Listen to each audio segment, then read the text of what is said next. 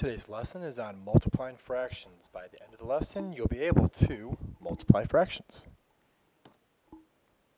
So in my opinion, this is the easiest operation to do with fractions. There is no common denominator to find, and it's straight multiplication. So the product of two or more fractions is the product of the numerators over the product of the denominators. You just multiply it from left to right. So we have 3/8 times 1/5.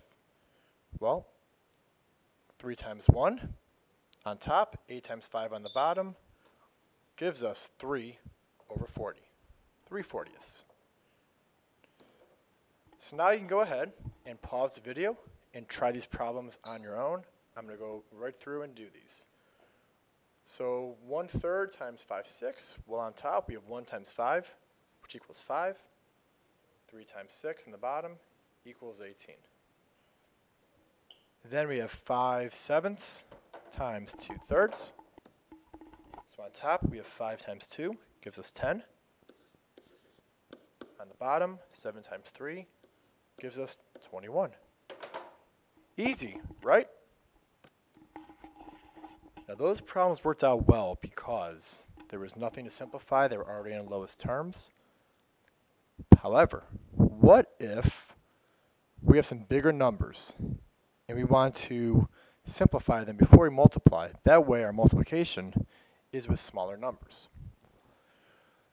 So we're going to start by rewriting this one. 3/5 times 200. We're going to write it as 3/5 times 200 over 1. You guys were taught that a fraction bar means to divide. So 200 divided by 1 equals 200. We have not changed the value, even though we've changed how the number looks. We'll look at each numerator to see if it can be simplified with either denominator. We can go straight up and down, or we can go across. So we have 3/5 times 200 over 1. I look at the 5 and the 200. Common factor of 5. So we're left with 1 down here. 200 divided by 5 is 40. And then from there we go. We just multiply our new fractions. So 3 over 1 times 40 over 1 equals 120 over 1, which is just 120. Go ahead and try these on your own. And again, I recommend simplifying before you multiply. So you can pause the video and try them, and I'm going to keep going. So 8 becomes 8 over 1 times 3/4. I see that the 8 and the 4 can divide 4 out of each of them. So now it becomes 2 over 1 times 3 over 1, which equals 6 over 1, which just equals 6. And I'm showing all these steps, but if you guys can do this a little quicker, by all means do it. 3/5 times 10 21st. Well, our 5 and 10, we can divide 5 out of each.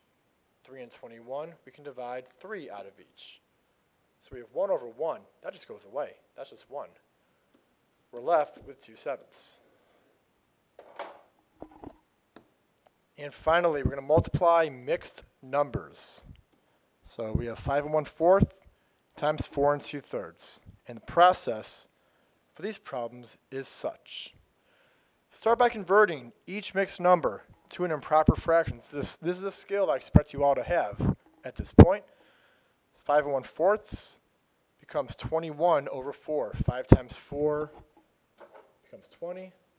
Add that 1 to make 21 over 4. 4 and 2/3 becomes 14/3. 4 times 3 is 12, plus 2 is 14. Now, we just use what was taught in the previous slides to multiply our fractions. So we look, 21 and 3. We can divide 3 out of both of those to get 7 and 1. 4 and 14, we divide 2 out of each of those to get 2 and 7. Multiplied through, we get 49 over 2, which I'm totally fine with as an answer. Or if you want to go ahead and make it into A mixed number is 24.5. On your skill drills, we're working with greatest common factor and least common multiple. It really helps us when we simplify fractions.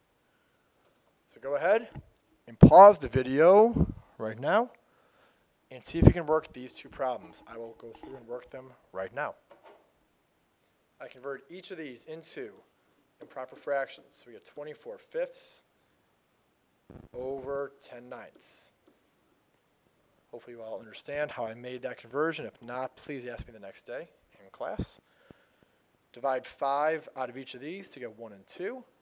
And 24 and 9 have a common factor of 3. Divide 3 out of each to get 8 and 3. So we have 8 over 1 times 2 over 3. We end up with 16 thirds or 5 and 1/3. Either form is fine by me. 7.5 times 2 and 2/5. 7.5 becomes 15 halves. 2 and 2/5 becomes 12 fifths. We look, well, our 15 and 5, we can divide 5 out of each to get 3 and 1. 2 and 12 becomes 1 and 6. 3 over 1 times 6 over 1 becomes 18 over 1, which is just 18. This concludes your lesson on multiplying fractions. Any questions, be sure to ask them the next day in class.